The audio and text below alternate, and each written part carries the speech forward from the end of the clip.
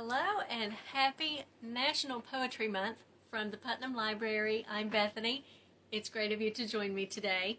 We thought we would pop on a few times this month and just talk about poetry a little bit. Last time I was on, we discussed haikus and how to write a haiku. And I don't know a lot about poetry. It's not my favorite style of writing, but I do have one poem that I really like. It's called Jabberwocky by Lewis Carroll.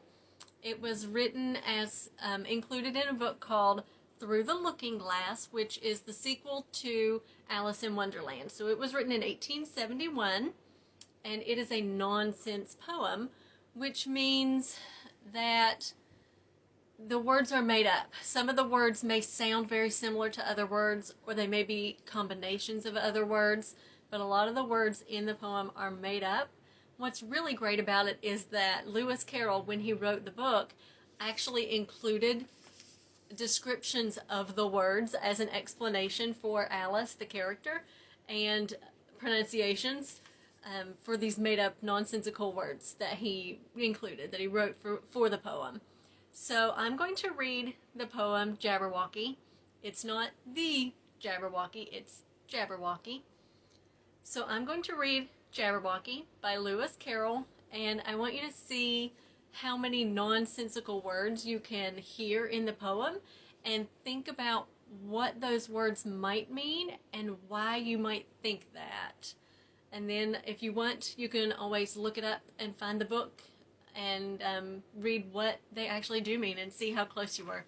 Maybe you could even try your own hand at writing a nonsensical poem like Jabberwocky by Lewis Carroll.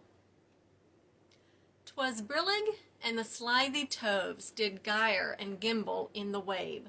All mimsy were the borogoves, and the mome raths outgrabe. Beware the Jabberwock, my son, the jaws that bite, the claws that catch.